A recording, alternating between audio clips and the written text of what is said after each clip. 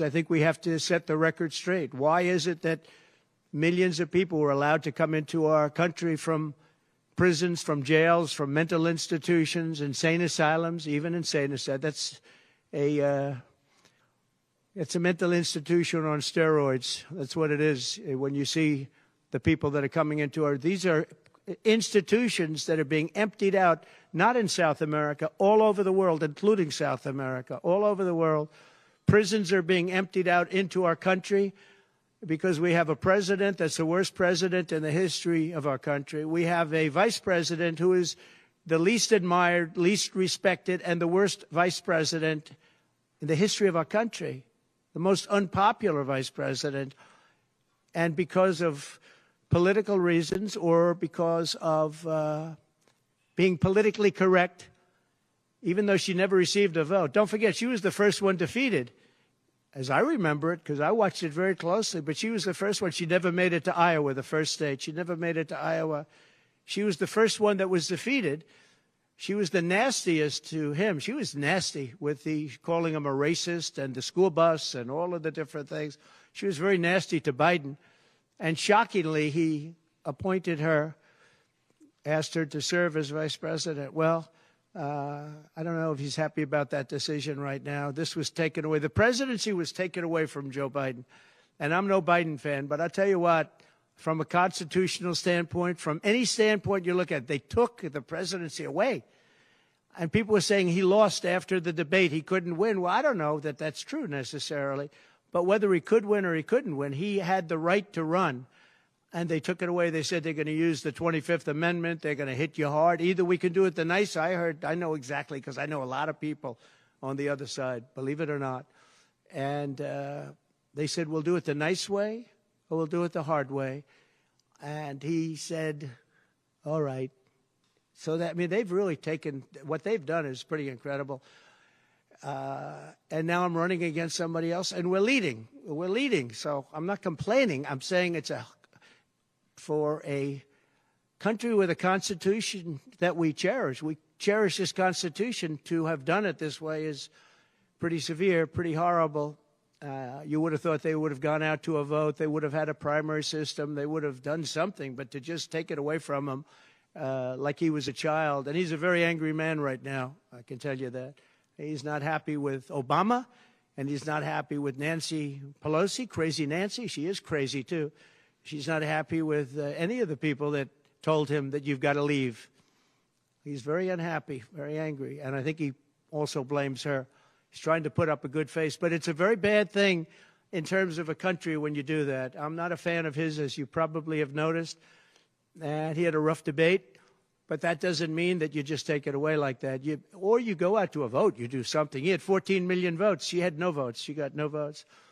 And I think she's crashing. I think when people find out, and I think people are starting to find out what a bad job she did, what a bad job she did on the border. She's trying to say she had nothing to do with the border.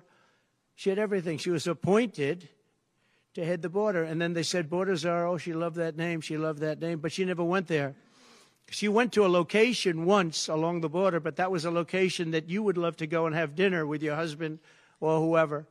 That was a location that was not part of the problem. That was not really going to the border. So essentially, she never went to the border.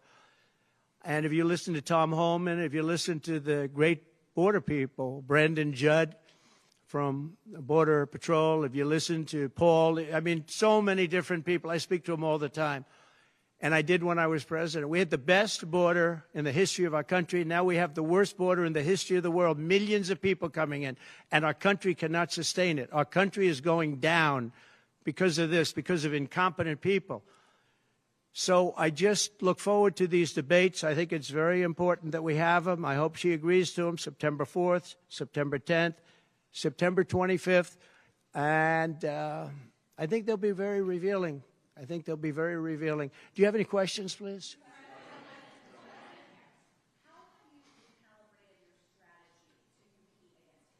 I haven't recalibrated strategy at all. It's the same policies, open borders, weak on crime. I think she's worse than Biden because he got forced into the position. She was there long before. She destroyed San Francisco. She destroyed California as the AG. But as the DA, she destroyed San Francisco. A friend of mine, Bob Tisch, all know the Tisch family. He was in many cities with companies. He said the greatest city in the country is San Francisco. That was about 20 years ago. And he passed away a while ago, and he would be looking down and said, what happened? He thought it was the best city in the country. He had divisions there, lows. And he would be looking down in horror now when he sees she destroyed no cash bail, weak on crime. She's terrible. And yet they weaponized the system against me. They have me. I got so many lawyers. Now they want to delay cases. I won the big case in Florida. I won the big case. Nobody even wrote about it. The big case, the judge was a brilliant judge, and all they do is they play the ref with the judges. But this judge was a fair but brilliant judge. And as you probably heard, the big documents case, I won it. Now, Biden lost it because he didn't have presidential immunity. He didn't have the Presidential Records Act. He lost it. But the special, I call it prosecutor, special counsel, special prosecutor to me, he appointed by him and appointed by Garland, he said the man's incompetent. He can't stand trial, but he can run for president. But we no longer have to worry about that because we have somebody that, in my opinion, is more incompetent. She couldn't pass her bar exam and lots of other things, and she should not be in a position. Because if she becomes president, our country is going to be a giant fail. It's going to fail. It's going to be a failure the likes of which this world has never seen. Yeah, please. No, how about you?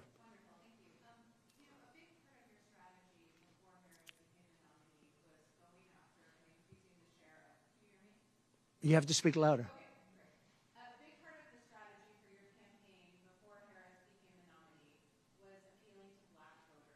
Yeah. That's what you were really going after. In polls, we really see Harris gaining ground with that group.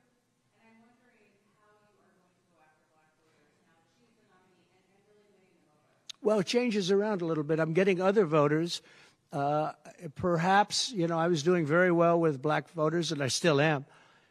I seem to be doing very well with black males. This is according to polls, as you know. It's possible that I won't do as well with black women, but I do seem to be doing very well with other segments, extremely well with Hispanic. Jewish voters way up. White males way up. White males have gone through the roof. White males way up. Now, I don't know. All we're doing is giving you the stats that you have. It could be that I'll be affected somewhat with black females, where we're doing pretty well. And I think ultimately they'll like me better because I'm going to give them security, safety, and jobs. I'm going to give them a good economy. We have a very bad economy right now. We could literally be on the throes of a depression, not recession, a depression. And they can't have that. They can't have that. So I think I'm going to do well with everybody, especially when the facts are right. Yeah, please, in the back.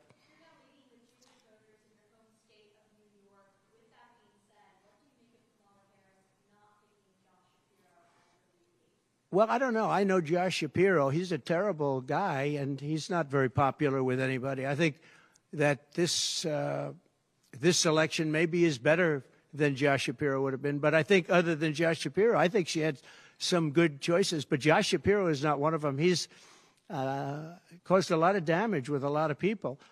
And I don't think he would have been better. I think he would have been maybe the equivalent, maybe not as good. But they had some people that they were looking at that were good, far superior to her. They actually had a story where they had everybody, including, they had like 10 people that she was looking at and her. And they said she was the worst of all. In other words, she was the worst out of the 10 people and her.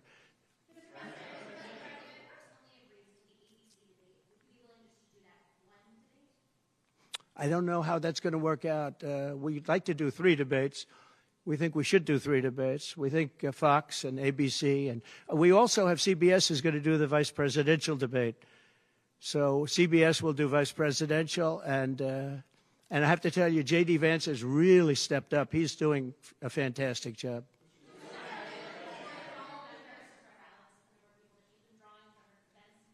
Say it. Are you worried at all about the size of Harris's crowds? Oh, give me a break. Listen, I had 107,000 people in New Jersey. You didn't report it. I'm so glad you asked. What did she have yesterday? 2,000 people? If I ever had 2,000 people, you'd say my campaign is finished. It's so dishonest, the press. And here's a great example. I had in Michigan recently 25,000 people, and 25,000 people we just couldn't get them in. We had in Harrisburg 25,000 people, and 20,000 people couldn't get in. We had so many. Nobody ever mentions that. When she gets 1,500 people, and I saw it yesterday on ABC, which they said, oh, the crowd was so big. I have 10 times, 20 times, 30 times the crowd size. And no, they never say the crowd was big. That's why I'm always saying turn around the cameras. I'm so glad you asked that. I think it's so terrible when you say, well, she has 1,500 people, 1,000 people, and they talk about, oh, the enthusiasm. Let me tell you, we have the enthusiasm. The Republican Party, and me as a candidate, but the Republican Party has the enthusiasm because people want to see crime stopped. They want to see a country that's respected. Think of it. If I were president, you wouldn't have Russia and Ukraine, where it never happened. Zero chance. You wouldn't have had October 7th of Israel. You wouldn't have the horrible withdrawal. And I don't mean the withdrawal because the withdrawal was fine. I was ready to withdraw from Afghanistan, and we were going to do it with dignity and strength.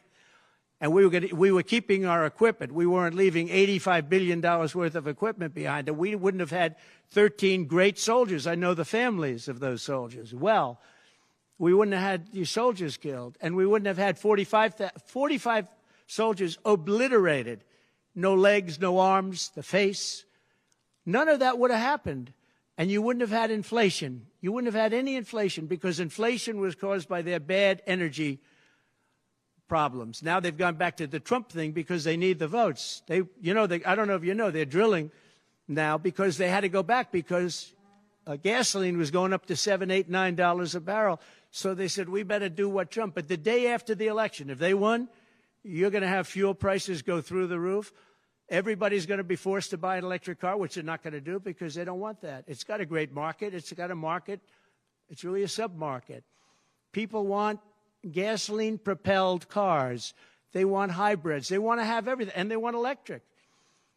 But they want everybody to have an electric car. We don't have enough electricity. We couldn't make enough electricity for that. And you know what else? The weight of a car, the weight of a truck. They want all trucks to be electric. Little things that a lot of people don't talk about. The weight of a truck is 2.5 times heavier. You would have to rebuild every bridge in this country if you were going to do this ridiculous policy. So, but on crowd size, in history, for any country, nobody's had crowds like I have, and you know that. And when she gets 1,000 people and everybody starts jumping, you know that if I had 1,000 people would say, that's the end of his campaign. I have hundreds of thousands of people. In South Carolina, I had 88,000 people. In Alabama, I had 68,000 people. Nobody says about crowd size with me. But she has 1,000 people or 1,500 people, and they say, oh, the enthusiasm's back. No. The enthusiasm is with me and the Republican Party because they want to stop crime. They want to stop people from pouring into our country from places unknown and from countries unknown, from countries that nobody ever heard of. That's where the enthusiasm.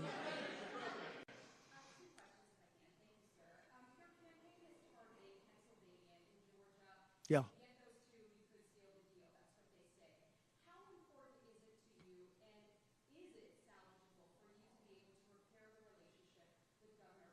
I don't know. I don't know if I can or not. I got him elected. Without me, he wouldn't be governor. I got him elected.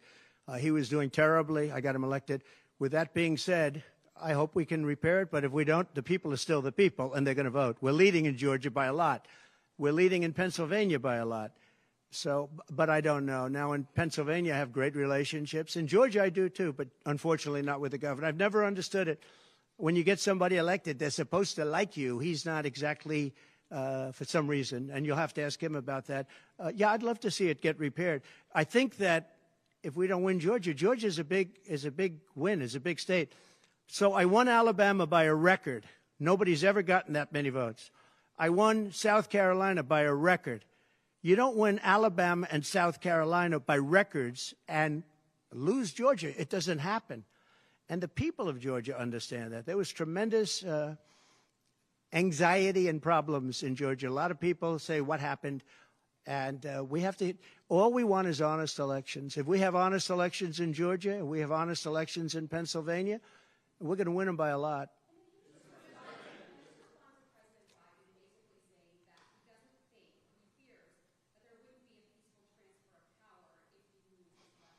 Well, he actually said it two ways. First, he said it incorrectly, then he corrected himself. Do you agree with that, right? You know, if you watch him, he said it two ways.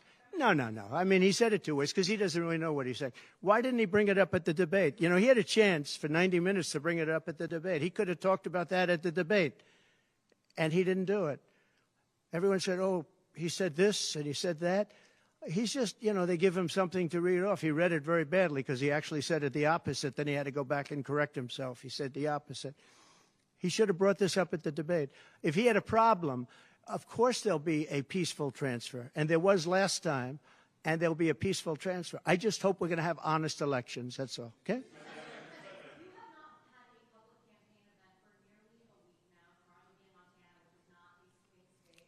Some of your allies have expressed concern that you're not taking this race seriously, particularly What a stupid question this is. enthusiasm on the other side. Why haven't you been campaigning? Because I'm leading by a lot and because I'm letting their convention go through. And I am campaigning a lot. I'm doing tremendous amounts of taping here. We have commercials that are at a level I don't think that anybody's ever done before. Plus, in certain cases, I see many of you in the room where I'm speaking to you on phones, I'm speaking to radio, I'm speaking to television. Television's coming over here. Excuse me, what are we doing right now? She's not doing any news conference. You know why she's not doing it? Because she can't do a news conference. She doesn't know how to do a news conference. She's not smart enough to do a news conference.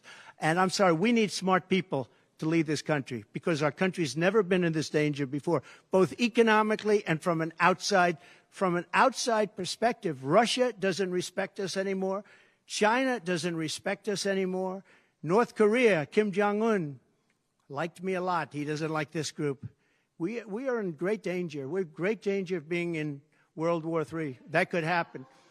No, after their convention, yeah. And I'm going out to certain places to help certain senators get elected. Not even for me. I'm trying to help when I go out to Wyoming or when I go out to Montana, or I'm going to different places to help people.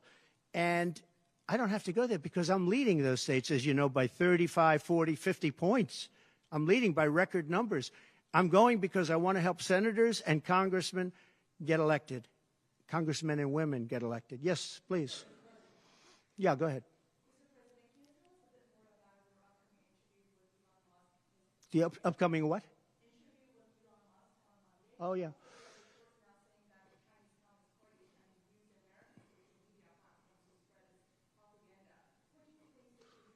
Yeah, the Elon Musk. So, yeah, sure. So Elon called me. As you know, he endorsed me full-throated. Great endorsement. I respect Elon a lot. He respects me. And not easy for him to endorse, to be honest with you. You know, it takes courage to endorse people. Many people have courage and many people don't. He does have courage. And Elon endorsed me, and he asked me whether or not I'd do a show on Monday, and I think it's going to be Monday night. And I believe he's the host of the show. So it'll be very interesting. A lot of people are talking about it. I look forward to it. That'll be done on Monday night.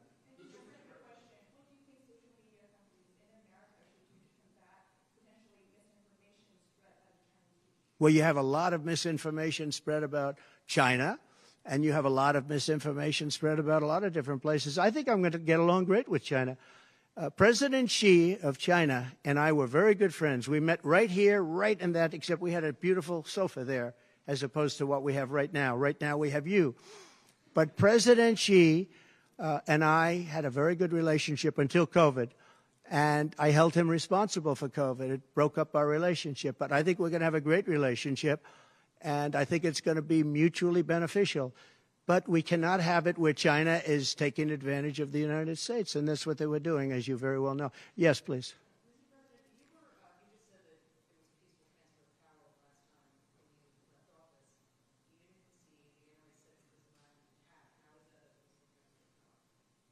What's your question? No, I think the people that, if you look at January 6th, which a lot of people aren't talking about very much, I think those people were treated very harshly when you compare them to other things that took place in this country where a lot of people were killed. Nobody was killed on January 6th. But I think that the people of January 6th were treated very unfairly. And they were there to complain, not through me. They were there to complain about an election. And, you know, it's very interesting. The biggest crowd I've ever spoken to, and I said peacefully and patriotically, which nobody wants to say, but I said peacefully and patriotically. The biggest crowd I've ever spoken to, and you've seen, Maggie, I was at the mall. I was at the Washington Monument. I was at the whole thing. I had crowds. I don't know who's ever had a bigger crowd than I have, but I had it many times. The biggest crowd I've ever spoken before was that day. And I'll tell you, it's very hard to find a picture of that crowd. You see the picture of a small number of people relatively going to the Capitol, but you never see the picture of the crowd. The biggest crowd I've ever spoken, I've spoken to the biggest crowds. Nobody's spoken to crowds bigger than me. If you look at Martin Luther King, when he did his speech, his great speech, and you look at ours, same real estate, same everything, same number of people. If not, we had more. And they said he had 1 million people, but I had 25,000 people. But when you look at the exact same picture, and everything's the same because it was the fountains, the whole thing, all the way back to from Lincoln to Washington, and you look at it, and you look at the picture of his crowd, my crowd, we actually had more people. They said I had 25,000, and he had 1 million people, and I'm okay with it because I liked Dr. Martin Luther King. Yeah, please.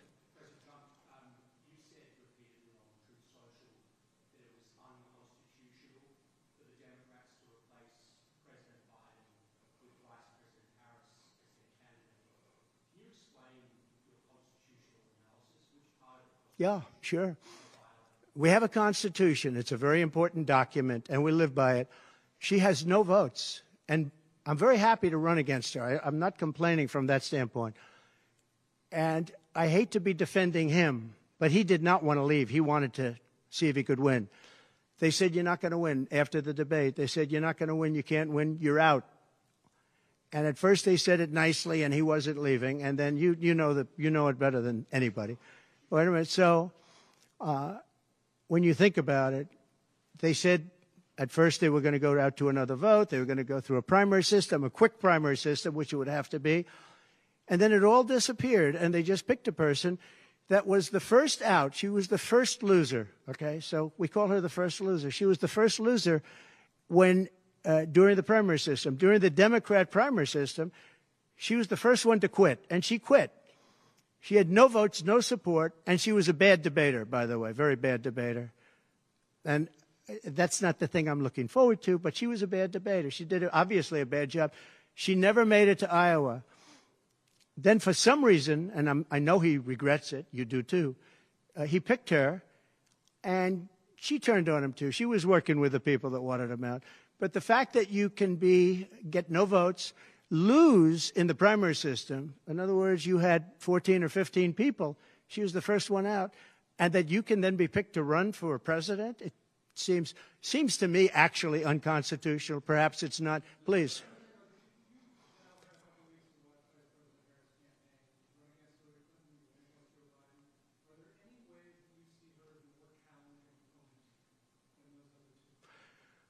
So I've run against Hillary, and I've run against various other people.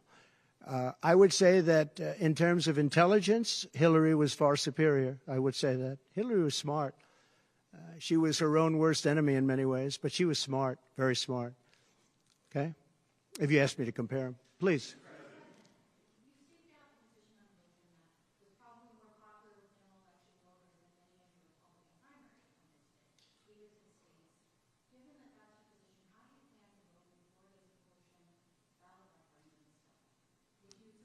Would you repeat that question, please? You have to speak up. Yes, sir. It's a hard room because it's very big, if you know. So this is worth $18 million. Oh, I see.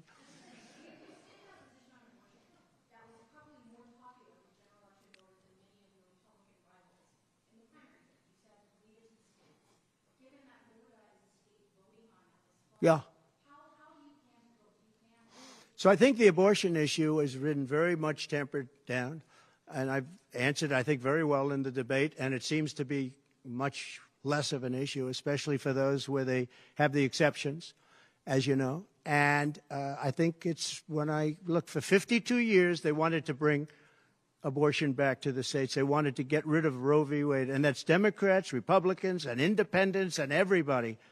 Liberals, conservatives, everybody wanted it back in the states, and I did that. Now the states are voting, and frankly, some of the votes are much more, if you could say, liberal than you would think. Ohio turned out to be, they had a big vote, and it turned out to be a much more liberal standing than people would have thought. Kansas, the same thing, and then you have Texas, and you have other places where it may be different. But the issue has been brought back to the states now, and like Ronald Reagan, I believe in the exceptions for rape, incest, and life of the mother.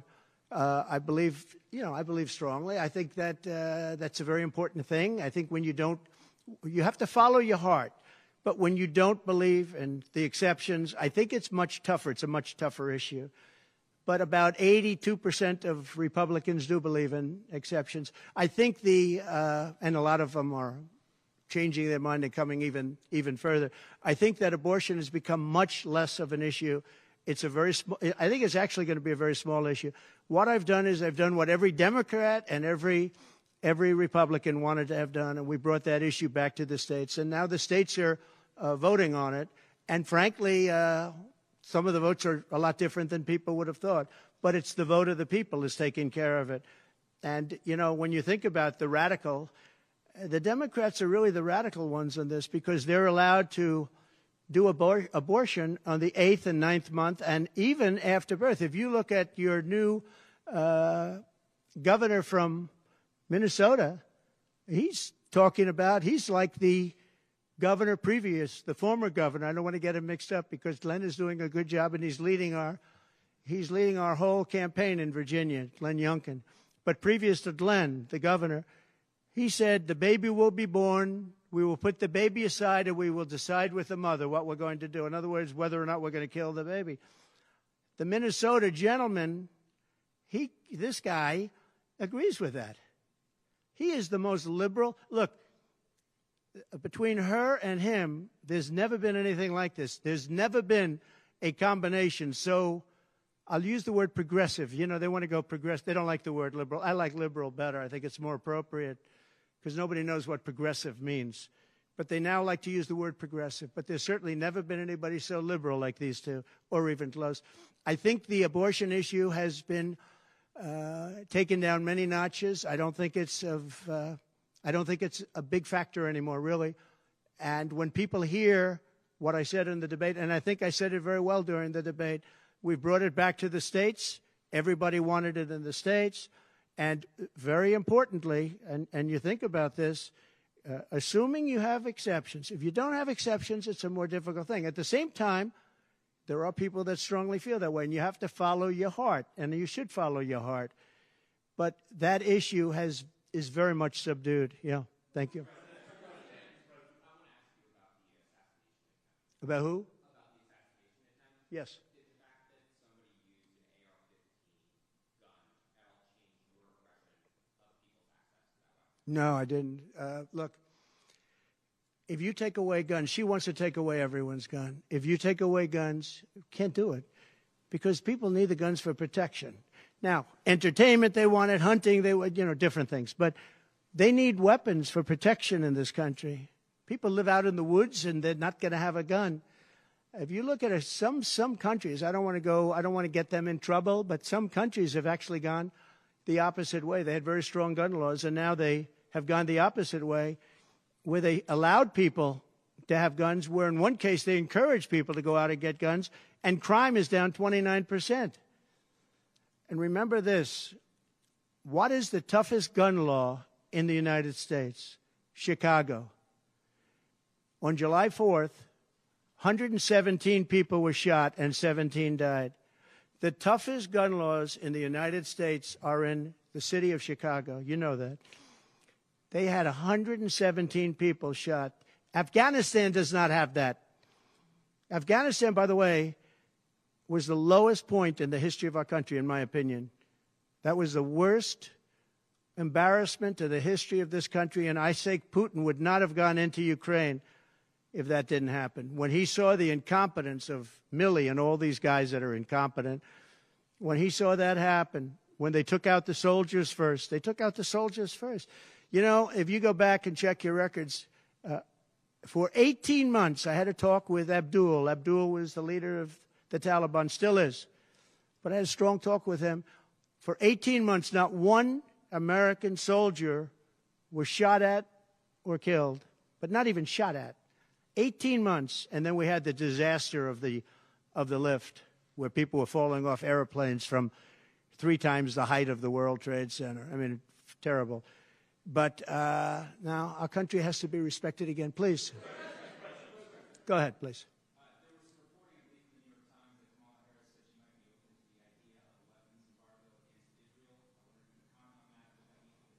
I'd be against that. That Kamala is in favor of not giving Israel weapons? Yeah. That's what I hear. Look, she's been very, very bad to Israel, and she's been very bad to Jewish people.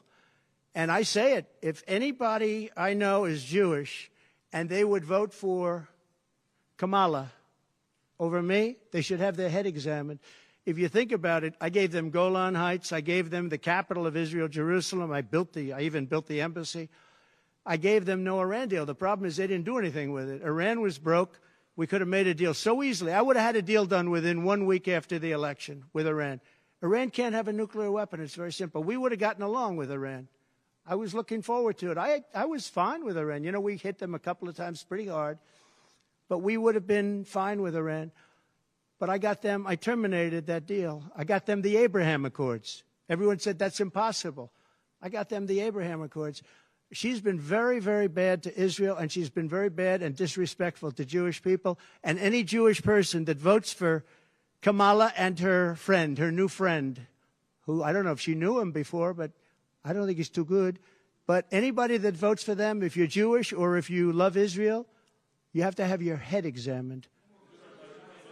Go ahead, please.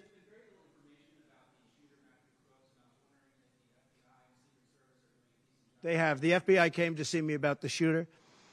I think they've done a very good job. And I think they did a very good job with respect to this other lunatic that they have in custody. Please.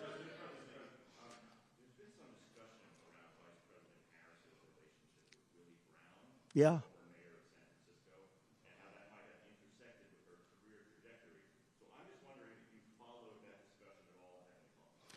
Well, I know Willie Brown very well.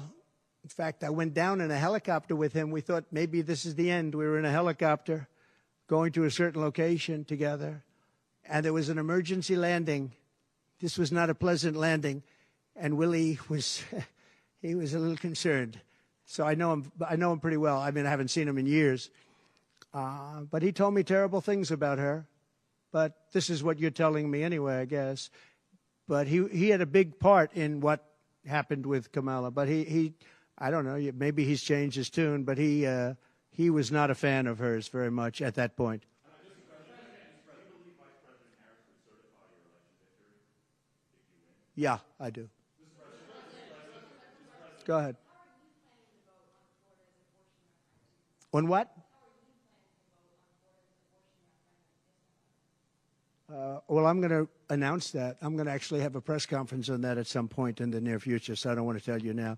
But Florida does have a vote coming up on that, and I think probably the vote will go in a little more liberal way than people thought. But I'll be announcing that at the appropriate time. Please.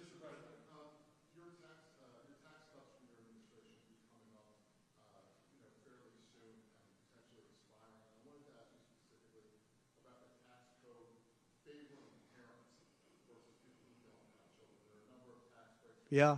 Oh, we gave tremendous for child care and all of that. No, our tax cuts, which are the biggest in history, our tax cuts are coming due, as you know, very soon. And if the Democrats don't renew them or make it impossible to renew because it's pretty close in terms of vote, if they don't renew them, it's the equivalent of having a 4 times tax increase from what you have right now, and it'll destroy the economy. I think they're under tremendous pressure to do it. I've never seen, all my life I grow up and I watch politics, and I used to be on the other side of politics, then I run for office. But in all the years of studying politics, I've never seen people get elected by saying, we're going to give you a tax increase. These guys get up, think of it. We're going to give you no security. We're going to give you a weak military. We're going to give you no walls, no borders, no anything. All these things they're doing. I mean, the transgender became such a big thing. But they do all of these things, but they always say, we're going to give you a tax increase. I never heard anybody campaign on a tax increase. A politician has always said, I will cut taxes. I'll give you one example, Social Security. They're going to destroy Social Security. I am going to leave Social Security. I'm not raising the years. I'm not raising the age. I will be saving Social Security, and I'm going to work it out that there's no tax on Social Security for seniors. I'm also doing no tax on tips, no tax on tips. So waiters, waitresses, caddies, people that drive cars, people that get tips who have been harassed by this government, we're going to have no tax on tips. That's a big thing.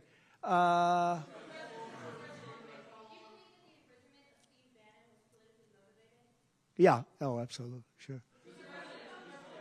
Because other people have done far bigger things than Steve Bannon. Sure, it's politically motivated. I think it's a horrible thing they did. Look, they've weaponized government against me. Look at the Florida case. It was a totally weaponized case. All of these cases, by the way, the New York cases are totally controlled out of the Department of Justice. They sent their top person to the various places. They went to the AG's office, got that one going. Then he went to the DA's office, got that one going, ran through it. No, this is all politics, and it's a disgrace. Never happened in this country. It's very common that it happens, but not in our country. It happens in banana republics and third world countries, and that's what we're becoming. We have no borders. We have bad voting regulations. Anytime you have mail-in ballots, you're going to have problems. France learned that lesson. France had all mail-in voting, and they went back to paper ballots, voter identification, voter ID. They went back to a normal system, one-day voting.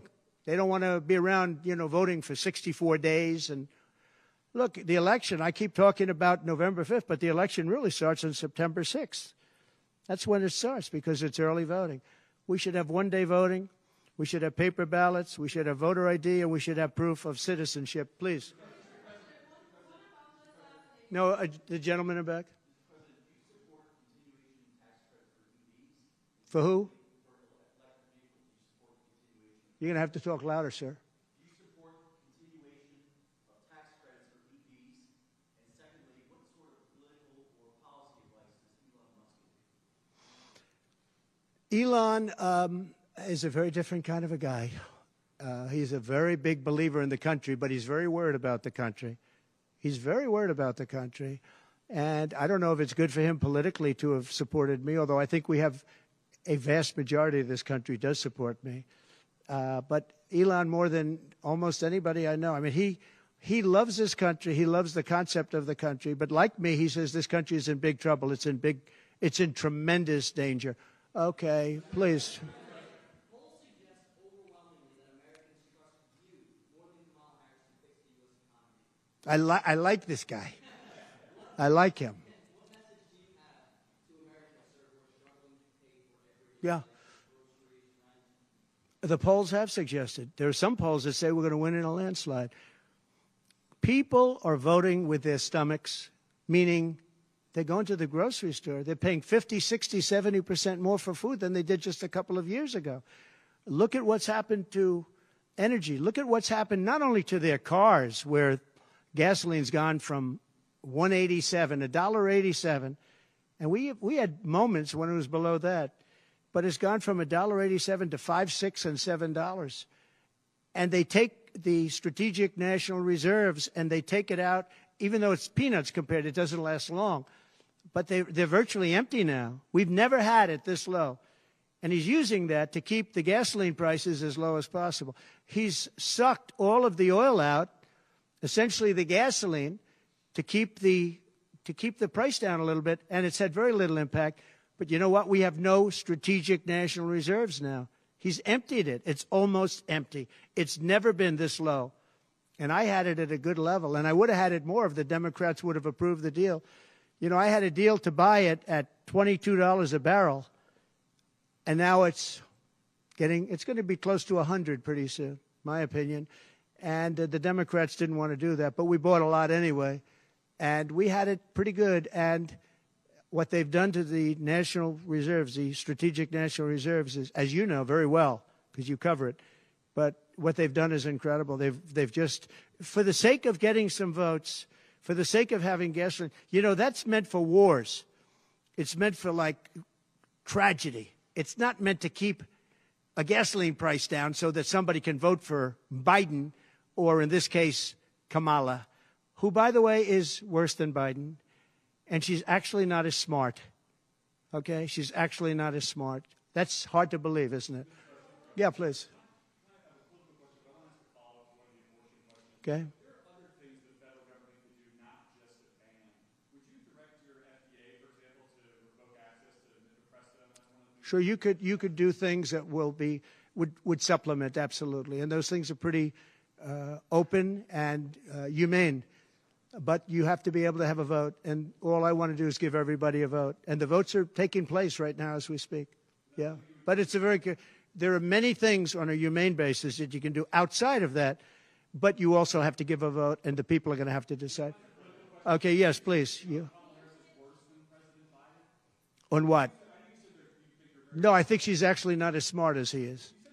I don't think he's very smart either, by the way. I'm not a big fan of his brain, but I think that she's actually not as smart as he is. What do you attribute her rising in the polls as becoming a more competitive race since she's taken over? Well, she's a woman. She represents certain groups of people, but I will say this. When people find out about her, I think she'll be much less. And I see it right now. I see her going way down in the polls now. Now that people are finding out that she destroyed San Francisco, she destroyed the state of California along with Governor Gavin Newsom. He's been a terrible governor, terrible. But they did it together. And she was early. I mean, she was the first of the prosecutors, really. You know, now you see Philadelphia, you see Los Angeles, you see New York, you see various people that are very bad. But she was the first of the bad prosecutors. She was early. Who? Would you repeat that, please? No, you. Would you repeat her, what she said? You have to speak up. This room is very louder.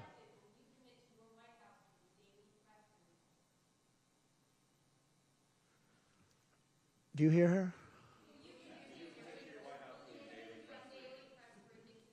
A daily press briefing? Why would I do that? I would give you all the press briefings you want. Look what I'm doing here. But why would I do a daily press? You'd get tired of me very fast. No, but I will give you total access, and you'll have a lot of press briefings, and you'll have from me. Now, are you talking about from me or from a press secretary? Well, yeah, probably they'll do something. If it's not daily, it's going to be a lot. You'll have more than you want.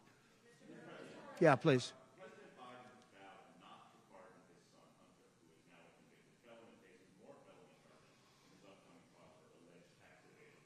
Would you consider granting clemency or a pardon? I don't think it's appropriate for me to talk about it. I think it's a tragic story. You want to know the truth. And I felt that with Hillary Clinton, too. You know, with Hillary Clinton, I could have done things to her that would have made your head spin. I thought it was a very bad thing. Take the wife of a president of the United States and put her in jail. And then I see the way they treat me. That's the way it goes. But I was very protective of her. Nobody would understand that, but I was. I think my people understand it. They used to say, lock her up, and I'd say, just relax, please. We won the election.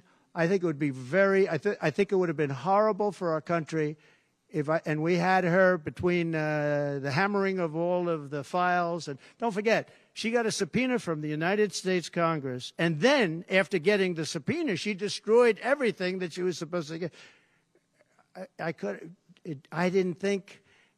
it was so bad to take her and put her in jail, the wife of a president of the United States. And then, when it's my turn, nobody thinks that way. I thought it was a very terrible thing. And she did a lot of very bad things. I'll tell you what, she was pretty evil. But in terms of the country and in terms of unifying the country, bringing it back, to have taken her and to have put her in jail. And I think you know the things as well as I do. There were some pretty bad acts that she did.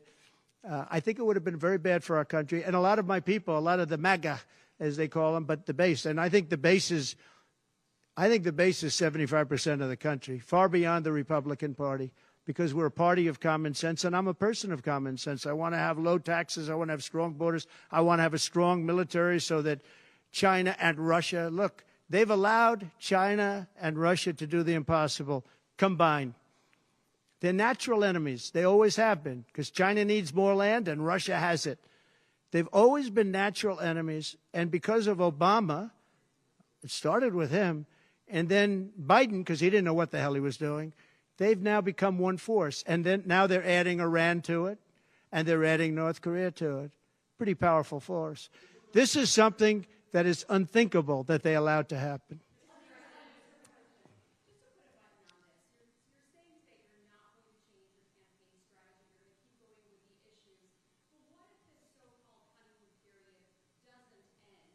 Oh, it's going to end.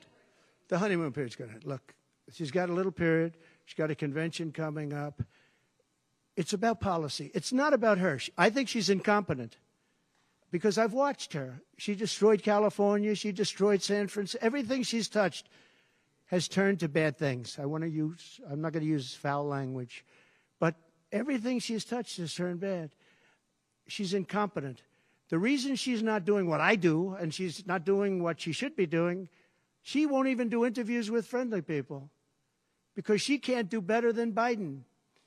Now, he had a reason for not doing well, and he was never, 25 years ago, the sharpest or brightest bulb in the ceiling. That I can tell you, okay? He wasn't. But he could do interviews at least. Not lately, he couldn't, perhaps. But she should be doing interviews. She doesn't want to do interviews. And the reason she doesn't is, number one, her policies are so bad. Just to answer your question, I think that it's not going to change because it's really ultimately not about her as much as about her policies. She wants open borders. She wants to defund the police. She wants to defund the police. She wants to take away your guns. Anybody that thinks they're not going to come after your guns, you know, when I was president, I totally protected the guns. And I think it's very important. And I know I take some heat sometimes for it, but you have to have safety. You have to have, when the bad guy walks in with a gun, you got to have some way of protecting yourself. And boy, that would be, you would see crime go up at levels that you've never seen. When people say on the side of the house, this house has guns, we will use the guns, they say, let's pass. We'll go someplace else. You have to have them. And for 4 years, and, you know, as you know, the NRA endorsed me very powerfully every time I ran, every time. My sons are members, and I guess indirectly I'm a member too.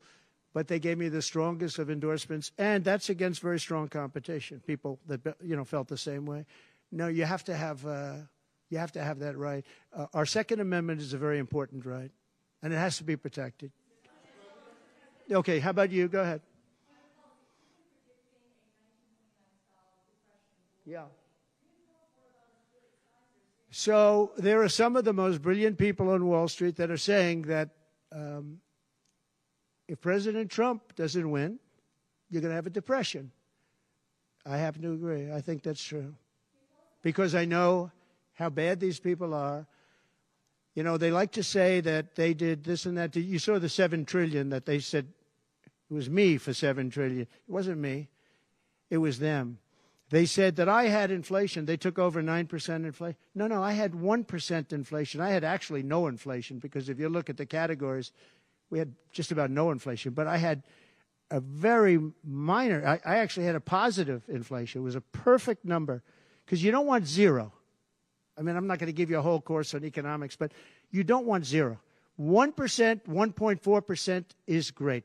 You want a little bit because you don't want to have deflation. Deflation is, in many ways, even worse. I had a perfect number right around the 1% number. It was perfect. And to show you, it stayed there for 2 years. And then he did all of the different borrowings that he did. And then he did so many things wrong. Every time he would do it, I'd say, big mistake. And don't forget, they sell hats and they sell stories. Trump was right about everything. I have been right about a lot. Yes, Maggie.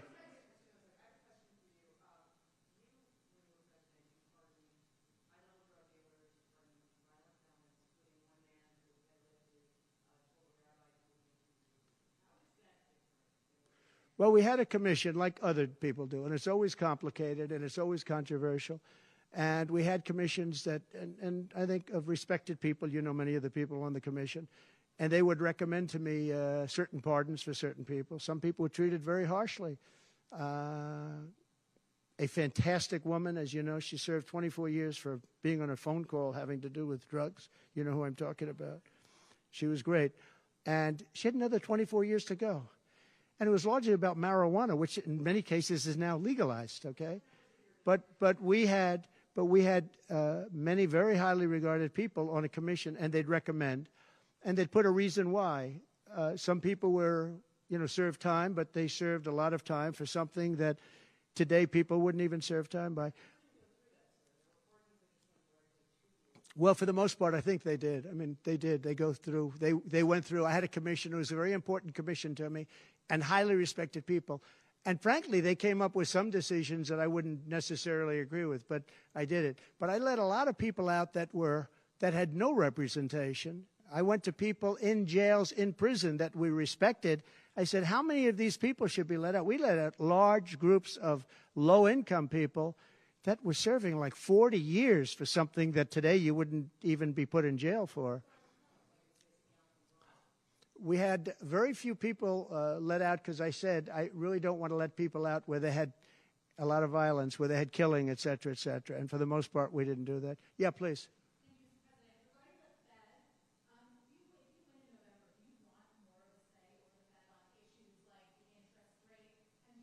On defense?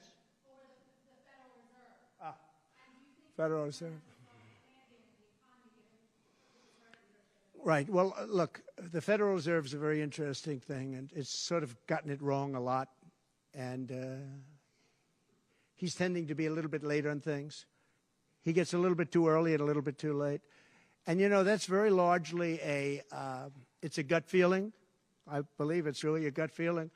And I used to have it out with him. I had it out with him a couple of times very strongly. I fought him very hard. And, we get along fine. We get along fine. But I feel the president should have at least say in there. Yeah, I feel that strongly. I think that in my case, I made a lot of money. I was very successful. And I think I have a better instinct than, in many cases, people that would be on the Federal Reserve or the chairman. Yeah. Yeah. Harris supports rescheduling marijuana and also says that no one should go to prison for a marijuana offense. Do you agree with those positions? Well, as we legalize it, I start to agree a lot more because, it's being legalized all over the country. Florida has something coming up. I'll be making a statement about that fairly soon. But as we legalize it throughout the country, whether that's a good thing or a bad thing, it's awfully hard to have people all over the jails that are in jail right now for something that's legal. So I think, obviously, there's a lot of sentiment to doing that. Yeah, please. Kamala Harris's father is Jamaican American, and she went to a historically black college. How is she only recently decided to be black? Well, you'll have to ask her that question because she's the one that said it. I didn't say it. So you'll have to ask her, and I very much appreciate that question, but you'll have to ask her. But I've known her for a long time. I actually contributed to her campaign a long time ago because I was a developer. I contributed to lots of campaigns of Democrats, Republicans, and some were liberal and some were conservative. But you'll have to ask her about that. But to me, it doesn't matter. But to her, from her standpoint, I think it's very disrespectful to both, really. Whether it's Indian or black, I think it's very disrespectful to both. To me, it doesn't matter. Please, red dress.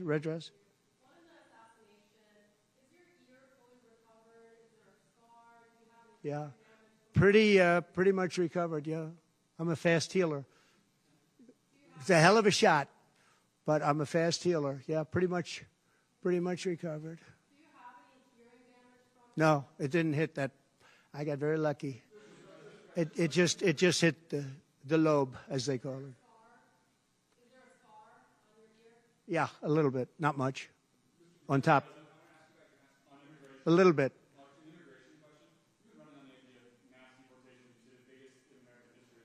Yeah. When Senator Vance has been asked about that, he sort of suggested that really you only need to go after people who've been convicted of crime. Well, we're starting that, yeah. What are you really talking about here? How will you pay for it? We are going to start the largest mass deportation in the history of our country because we have no choice. It's not sustainable. And we are going to start with violent criminals, and we're going to start then with criminals. And our local police is going to work with us because they know everything about the people. They know their names. They know everything about them. They know their middle name. They know their numbers. And as you know, the other side is trying. You know, look, for years I wondered, why are they allowing these people to come in at levels like this? It was incredible.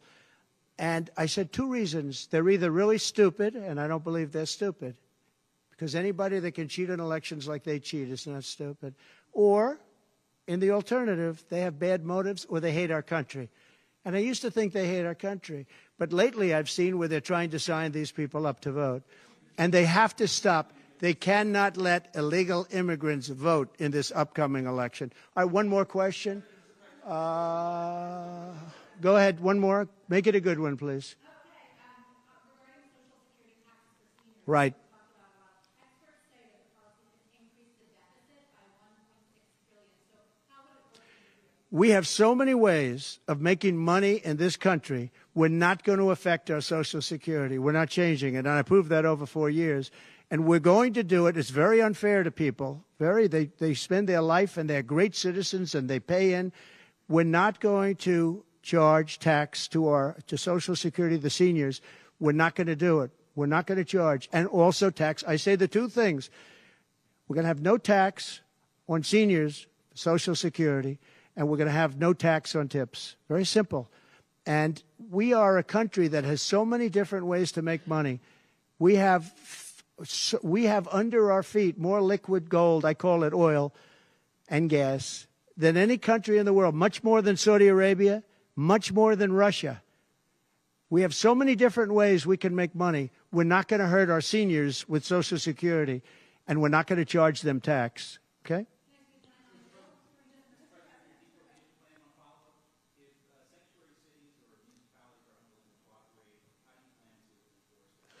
We should not have sanctuary cities. Sanctuary cities is a way of protecting criminals, and we should not have sanctuary cities.